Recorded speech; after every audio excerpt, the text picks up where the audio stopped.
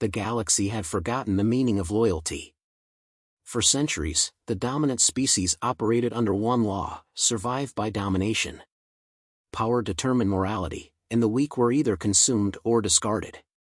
Treaties were signed only to be broken. Empires rose not through virtue, but through fear. Then came humanity. Late to the galactic stage, Earth entered not with fear, but with clarity. While other species broadcast their superiority through genetic purity or technological ego, humans quietly studied, listened, watched. And then, when they spoke, the galaxy listened not because humans were powerful, but because they were unpredictable. It started with the Selmari, a fragile amphibian race on the brink of extinction. The Galactic Council deemed them unviable for survival assistance. Earth disagreed. Without waiting for permission, humans diverted supplies, built atmospheric stabilizers, and deployed orbital medbays. In 3 years, the Selmari population tripled. Then came the Thri, an insectoid species enslaved for generations by the merchant powers. Humanity dismantled the labor chains, smuggled thousands to sanctuary worlds, and offered full citizenship within the Earth Coalition. In return, the Thri offered loyalty, not out of obligation, but out of sheer disbelief that anyone, especially outsiders, would stand for them. By the end of the 5th year, a coalition had formed, the Sentinel Accord. A pact of 11 minor species, all considered irrelevant by galactic standards, all protected by Earth. Not just diplomatically, but militarily. And not through dominance, but choice. To the empires who relied on these weaker species for resources and labor, this was not charity. It was disruption. The Galactic Council convened. Resolutions were passed. Warnings were issued. Earth ignored them all. They issued one warning of their own: keep your hands off our allies. The Zarn Dominion, a race of bioengineered supremacists, considered this insult amusing. For 1,000 years, they had dissected species like the Thri for genetic research. Their warships were legendary. Their scientists cold and methodical. To them, Earth was an arrogant newborn. Bold, but blind. For years, they waited for a mistake. And then they took one. Outpost Theta 7, located on the edge of the Orion Rift, was a neutral research facility jointly funded by the Sentinel Accord. It was small, insignificant, and mostly staffed by Thri engineers studying gravitational anomalies. A Zarn vessel, registered under a diplomatic banner, docked for routine refueling. Within hours, the station lost contact. When Earth dispatched a recon drone, the facility was found abandoned.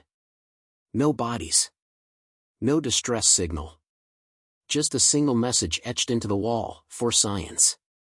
They didn't even bother hiding. The Dominion's response to the accusation was smug: the subjects are being studied under Article 9 of Galactic Sovereignty. They are no longer citizens of Earth. Their rights are void. There was no meeting. No negotiation. No reply. The Earth ambassador sent one transmission: return them. Or be returned to ash. The galaxy waited. Surely, Earth would not retaliate. Surely, they would bow under pressure. After all, the Zarn controlled 4 sectors, boasted the largest fleet in the inner spiral, and held veto rights on every galactic vote. But the humans didn't flinch. Instead, for the first time since their arrival, Earth went silent. No broadcasts. No council activity. No shipping logs. The silence lasted 3 days. On the 4th, satellites from 10 different systems recorded mass fleet mobilizations. Earth's vessels moved not through main routes, but subspace corridors never publicly mapped. They bypassed border sensors. Their dreadnoughts didn't show up on scans until they were already in orbit. And yet, not a single shot was fired. Instead, one by one, Zarn research facilities across 3 systems were powered down. Their systems crashed. Their backups failed. AI cores melted internally. Within minutes, the installations were blind and vulnerable. The Thri were not the first to be taken by the Zarn. And they were not the only ones who had kept records. With that data, Earth had mapped every location, every frequency, every signature used by the Zarn Dominion's research division. The message was clear. Earth wasn't responding with rage. They were responding with planning. The galaxy watched in silence. No empire moved. No alliance offered help. Everyone knew the line had been crossed. And Earth didn't give second warnings. The Dominion never returned the Thry. Their official statement dismissed the incident entirely. Genetic samples obtained during lawful extraction, they claimed. Non-sentient class. No reparations warranted. To them, the Thry were specimens, not individuals. They had done this before. Many times. With no consequences. But this time, they had misjudged the species they defied. Humans did not respond with threats. They didn't repeat themselves. Every nation under the Earth Coalition withdrew from galactic trade networks within hours. Earth's mainframe AI issued a single classified directive, Protocol Vengeance. Within 48 hours, Dominion satellite arrays began reporting silent malfunctions. Minor first. Then widespread. Then total blackouts across outer systems. The Zarn didn't panic. They believed it was sabotage, annoying, not alarming. They initiated countermeasures and dismissed the threat. Then the first retrieval ship vanished. The XSS Mornlight, deployed to return with the Thry subjects from the research core on Virex Prime, failed to report. Hours later, a Dominion patrol found its remains, hull breached from the inside, every crew member deceased, not a single trace of their cargo. The cause was unknown. The report never reached Zarn High Command. Earth had already intercepted and buried it in deep code. Behind the scenes, human cyber operatives worked in perfect sync with their AI counterparts. Dominion defense systems were not simply deactivated, they were dissected. Firewalls rewritten mid-transmission. Auto-defense signatures erased. Military command pathways rerouted to black holes of silence. When the Dominion finally realized what was happening, their critical network infrastructure had already been compromised beyond recovery. And Earth's fleets had begun to move. The attack came without announcement. No speeches. No declarations. No heroic countdowns. On the outer edge of Dominion space, Station Kirill 5 exploded without warning, vaporized in less than 2 seconds. It had been a primary research lab. One of the facilities where the Thry had been held. The explosion left no salvageable remains, only radioactive debris and fragmented hull traces. Simultaneously, Earth's stealth units disabled planetary sensors on 6 neighboring Zarn colonies. Within minutes, orbital jammers drowned communication. In orbit above Dryas Theta, the Dominion's largest containment facility, Earth's Strike Group Sigma deployed. Their mission wasn't to conquer, it was extraction. Inside the fortress, over 200 alien captives, Thry, Selmari, and even 3 species previously thought extinct, were found restrained, drugged, and marked for dissection. They were removed in silence. Human medics worked efficiently. Tactical squads secured every hall. Not a single guard was spared. By the time Dominion reinforcements arrived, the extraction teams were already gone. All they found was an encoded transmission loop playing on every screen. This was your first and last mistake. You were told. The Council demanded answers. Earth offered none. Publicly, the galactic elite accused humanity of destabilizing peace. Privately, they watched with growing fear. No one had ever dared strike the Dominion. Certainly not like this. With no hesitation. No loss. No remorse. The Zarn counterattacked. They dispatched 5 warships to intercept Earth's fleets near the Shard Belt. Only 2 made it into range. Both were disabled without firing a single shot. Their own targeting systems betrayed them. Their engines shut down mid-flight. Their communications failed. When the vessels were boarded, crews were found unconscious, no wounds, no struggle. Just silence. Evidence showed a neuropulse weapon had been used. A design never seen before. Earth's message was becoming clear: we are not louder, we are smarter. The Thrice survivors were returned to their homeworlds. They were not the same. Torture had altered them. But Earth's medical units did not leave their side. Human soldiers took up silent positions around every Thrice city. Guardians by choice, not conquerors. The aliens understood then. Earth didn't protect them because they were useful. Earth protected them because it had chosen them. And in the great halls of the Dominion, for the first time in 1,000 years, fear took root. Not of war, but of a species that did not play the game by the old rules. A species that did not warn twice. The Dominion had ruled through fear for a millennium. Now, they felt something unfamiliar: helplessness. Every countermeasure failed. Every attempt to reclaim control was met with silence.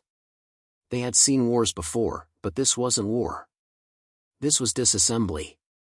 Entire fleets were grounded as command relays failed. Automated defenses turned inert. High-ranking officers vanished from their own strongholds without a trace. The Dominion's core systems were no longer theirs. The strike on their research facilities was not just an attack. It was a statement. Earth had mapped every classified installation, every hidden project, every site where their scientific studies had taken place.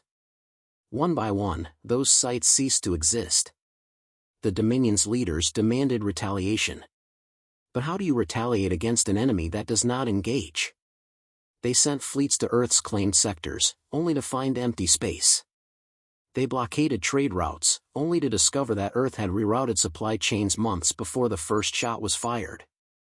They were chasing ghosts. Meanwhile, the galaxy was watching. Empires that had once tolerated the Dominion's brutality suddenly reconsidered. The strong did not fear the Dominion anymore. They feared the ones who had made them bleed. And then came the final blow. The Dominion's ruling council met in secret aboard the Eclipse Spire, a dreadnought-class fortress orbiting their homeworld. Guarded by the strongest fleet in the sector, it was considered untouchable.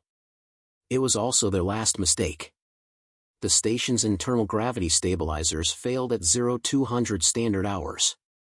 Life support shut down next.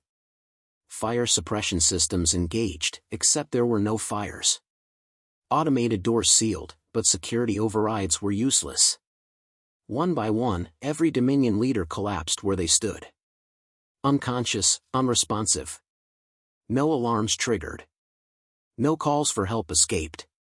By the time their elite guards broke through, the damage had already been done. Every encrypted Dominion war file, every genetic experiment log, every classified order issued in the last 5 decades, gone. Transmitted directly to the Galactic Council. Broadcasted across 100 neutral worlds. And in the center of the Dominion High Chamber, carved into the reinforced walls in perfect precision, were 4 words. You were told once. The Dominion's collapse was not loud. It was not a battle. It was the simple, quiet realization that they had already lost. When the survivors awoke, Earth had already withdrawn. Their fleets were gone. Their weapons deactivated. Their soldiers unseen. Because the war had never been about territory. It had never been about conquest. It had been about a single principle. That when humanity gives its word, it does not break. That when humanity chooses to protect, it does not hesitate. That when humanity issues a warning, it does not need to issue another. The Galactic Council assembled an emergency session. Not to condemn Earth, but to understand it. What kind of species launches a campaign of surgical retaliation, executes it flawlessly, and disappears without demand or negotiation? The Dominion, once feared, had been humbled without a formal war. No territories changed hands. No prisoners were taken. No monuments were raised. Only silence remained, and silence spoke louder than any declaration. Earth submitted no report. No justification. No terms. Only a final communique sent to every council seat, translated into every known language: we protect those we call friends. This is not a threat. It is a promise. Across hundreds of systems, the message spread faster than any fleet. Weaker species began sending envoys to Earth, not out of fear, but hope. They came without conditions, without expectations, asking only one thing, to be seen as worthy of the same protection. The hfysci rebuilt. Their hives, once broken by generations of experimentation, pulsed with life again. Salnari cities lit up with color unknown for decades. The smallest races stood taller now. Not because they were stronger, but because they were no longer alone. Human ships patrolled no borders. They didn't hold territory. They didn't build empires. But wherever they passed, systems knew peace followed. Not imposed, but respected. Earth became a symbol. Not of dominance, but of resolve. They didn't fight for power. They fought for their word. Dominion remnants appealed for mercy. Earth gave none, but neither did they pursue further action. Their point had been made. There was no vengeance beyond what was necessary. No pursuit beyond the warning. Other empires began to change. Quietly, but noticeably. Abduction ceased. Experiments stopped. Trade opened under fairer terms. Even the most arrogant factions revised their doctrines. And those who didn't, watched carefully, knowing their time might come. In the archives of Earth, the entire campaign was recorded under a single file, Operation Once. No details were classified. It was open to all. A permanent record of what it meant to cross a line clearly drawn. Years later, a hfysci child, born free and raised among both her people and humans, stood before a crowd on the day of accord. She was asked what Earth had taught her kind. She answered with quiet certainty. That some warnings don't need to be spoken twice. And across stars, in whispers and records, one truth endured. When Earth says, "Keep your hands off our allies," it's not a warning. It's a boundary written in fire. One that, once crossed, leaves no path back. The Dominion never fully recovered. Its remaining systems fragmented, leaders replaced by factions too afraid to speak the old names aloud. Their legacy wasn't erased, it was displayed as a lesson. Not by Earth, but by the galaxy itself. What once inspired fear now inspired caution. They weren't remembered for power, but for the mistake of underestimating humanity. Earth, meanwhile, returned to its silence. No celebrations followed. No speeches. No boasts. The fleets returned. The files were archived. The personnel resumed their posts. For humans, it hadn't been a war. It had been a response. The Sentinel Accord expanded, not by invitation, but by choice. More species stepped forward, species Earth had never contacted, who had watched from the shadows, waiting to see if the stories were true. They asked not for protection, but for trust. Earth offered both. Diplomats across the galaxy updated their protocols. If a species is under Earth's shield, they are not to be touched. The clause spread into trade contracts, security agreements, and military pacts. Not because Earth demanded it, but because no one wanted to test the result of ignoring it. Humanity's strength was no longer measured in ships or soldiers. It was measured in the silence that followed their promises. For the hfysci, that silence was sacred. Their recovered were honored, not mourned. Entire generations learned their names, not as victims, but as the reason a line had been drawn that would never be crossed again. The hfysci elders issued a public statement. Not to the galaxy, but to Earth. Just 3 words, "We remember everything." And Earth responded with 2, "So do we." The galaxy learned a new kind of diplomacy. One rooted not in hierarchy, but in accountability. Empires realized that the balance of power had changed, not because Earth had taken anything, but because it had given everything to those who had nothing. This shift didn't make humanity loved. It didn't make them universally welcome. But it made them respected. And that respect became a currency more valuable than any fleet. Academies began teaching Earth's single warning doctrine. Historians debated it. Philosophers questioned it. But no one challenged it. Because everyone knew what happened the last time someone did. There was no need to remind the galaxy again. It was already written into its memory. Permanently.